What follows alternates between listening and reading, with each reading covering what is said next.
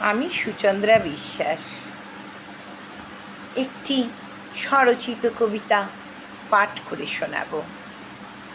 একটি গাছের আত্মকাহিনী। আমাদের বাঁচতে দাও ও হে মানব জাতি, আমাদেরও তো প্রাণ আছে, তোমরা কি কিছুই বুঝতে চাও না? আমাদের বাঁচতে দাও, আমাদের বাঁচতে দাও। কারণে অকারণে আমাদের কেটে তৈরি করছো ইমারত, কলকারখানা, হোটেল ও অট্টালিকা। আমাদেরও তো কষ্ট হয়।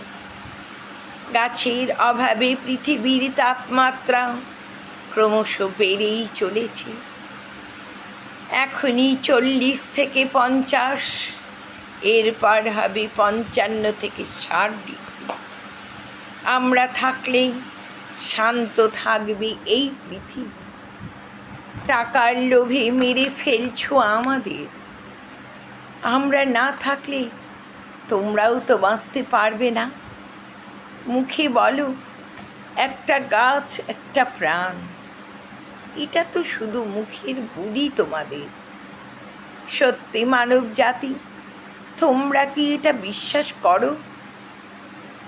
তোমরা যখন আমাদের ডালপালা কাটো, তোমাদের কি মনে হয় না ঠিক যেন তোমাদের হাত পা হচ্ছে কাটা? তোমরা মুখে চিৎকার করতে পারো, আমরা বলতে পারি না। কষ্টের কথা তোমাদের জানাতেও পারি না।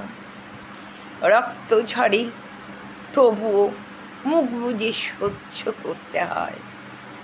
শুধু বলতে চাই, তোমরা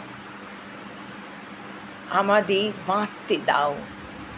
আমরা বাঁচলে তোমরাও বাঁচবে। ঈশ্বরের সৃষ্টিকে ধ্বংস করো না। আমরাও তো তোমাদের মতো ঈশ্বরেরই সন্তান।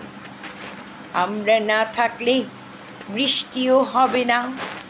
গোটা পৃথিবী মরুভূমিতেই হবে পরিণত। অক্সিজেনের অভাবে তোমরা প্রাণ ত্যাগ করবে। গোটা প্রাণীকুল ধ্বংস হয়ে যাবে। তাই আমাদের ধ্বংস না করে তোমরা বাঁচো, গোটা পৃথিবীকে বাঁচাও। কবিতাটি ভালো লাগলে সাবস্ক্রাইব করুন, লাইক করুন।